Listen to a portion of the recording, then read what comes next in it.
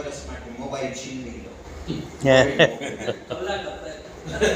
Foreign મોકલી દો ને 1 વર્ષ માટે મોબાઈલ છીનવી લો તમારો, અને પછી તમને મેઘદૂત છે ને એની ભૂમિકા મગજમાં સમજાશે. ત્યાં સુધી સમજાશે નહીં. રવિન્દ્રનાથ ટાગોરે જ્યારે એની પર નિબંધ લખવા બેઠા ને ત્યારે કહ્યું કે આપણે લોકો મેઘદૂત, ઋતુસંહાર, શાકુંતલેને સમજવા માટે લાયક નથી રહ્યા, કારણ કે એ ભૂમિ અને જે પ્રદેશ હતો, જે મનોભૂમિ હતી, એનાથી આપણે બહુ દૂર ખસી ગયા છીએ. એમાં મેઘદૂતના જે યક્ષની ભૂમિકા એ આ છે કે તમને અમેરિકા મોકલી દીધા અથવા અત્યારે ઈરાન મોકલી દીધા છે, અને તમારો મોબાઈલ છે 1 વર્ષ માટે છીનવાઈ ગયો, અને તમે જે પામો છો ને જીવન, અને એમાંથી જે મંથન થઈને બહાર આવે એવો પ્રેમ છે. પહેલું કૌલિંગ તો શું કે પુરુષ છે એટલે બીજી કોઈ સ્ત્રી સાથે સંબંધ બંધાઈ ગયો, ભૂલી જાય ગઈ, બહુ સહજ છે. એક આ કૌલિંગ. આપણે તો એવું જોઈએ છે કે સ્ત્રીઓ છે એ પતિની તરફ વફાદાર હોય, પણ પુરુષ ન હોય. કાલિદાસે આ ભાવ તમને આપ્યો છે, અને આપ્યો કોની પાસેથી ખબર છે? પરમ ગુરુ એવા એમના વાલ્મીકી પાસેથી, જે રામના ઉદાહરણમાંથી લઈને આપ્યો છે. એટલે આ મેઘદૂત છે તો આવું પરમ આપણી સાંસ્કૃતિક આખી વારસાને લઈને બેઠેલું કાવ્ય છે. એટલે કહે છે કે હું જીવું છું અને યાદ કરું છું. બીજું કૌલિંગ કયું?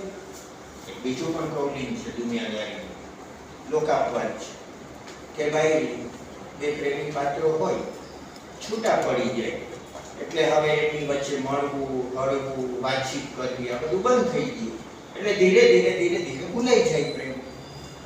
ધ્વંસાન આહુ વિરહિસ્થ ભોગા, એવું કહે છે કે વિરહને કારણે ધ્વંસ પામે છે સ્નેહ. સ્નેહાન આહુ વિરહિન ધ્વંસા. ધ્વંસા એટલે વિરહથી ભાંગી જાય, તૂટી જાય. પણ આ એમ કહે છે કે એવું નથી.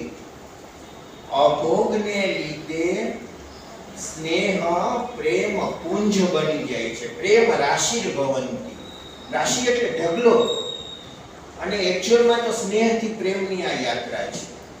એટલે પહેલા જો ને શબ્દ વાપર્યો સ્નેહ, કે તમે લોકો જ્યારે વિયુક્ત થાવ છો પ્રેમી પાત્રો, ત્યારે તમારી વચ્ચેનો સંપર્ક તૂટી ગયો, તમારી વચ્ચે કાળનું વ્યવધાન આવી ગયું, તમારી વચ્ચે સ્થળનું વ્યવધાન આવી ગયું. આ ટાઈમ અને સ્પેસ ગમે તેવા માણસોને દૂર કરી નાખે ને ભૂલાવી દે. સમયનું પણ વ્યવધાન છે. 1 વર્ષ સુધી ફેંકાઈ ગયો, અને છેક રામગીરી સુધી, પૂર્વ ભારત અલકાથી ઉત્તરથી દક્ષિણ જતો રહ્યો. બીજું તો કોઈ છે નહીં સાધન જોડે. કોણ જોડે? પવન જોડે, વાદળ જોડે. આ જોડે, બીજા કોઈ તો જોડી શકે એવું નહોતું, એટલે વાદળથી જોડાયા છે. તો સ્નેહ છે એ ધ્વંસ પામતો હોય છે, નાશ પામે છે, ભૂલી જાય લોકો. પણ કે છે ના આ તો કૌલિંગ છે, કૌલિંગથી છે ને ડરતી નહીં.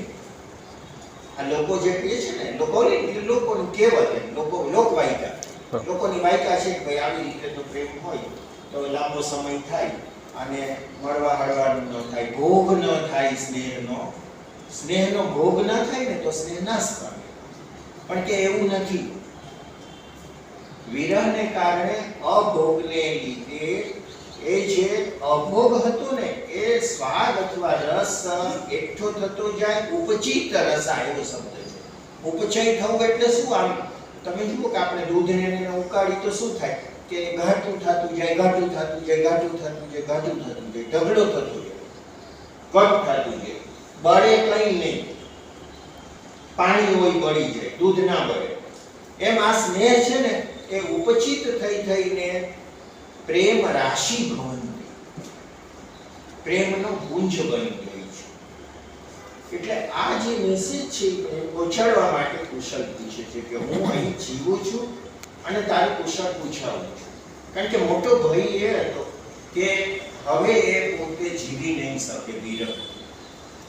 એટલે આપણને તો હંમેશા આપણી ચિંતા થતી હોય છે, પણ આ યક્ષ છે ને પોતાની પ્રિયતમાની ચિંતા કરી છે. એટલે મેં કહ્યું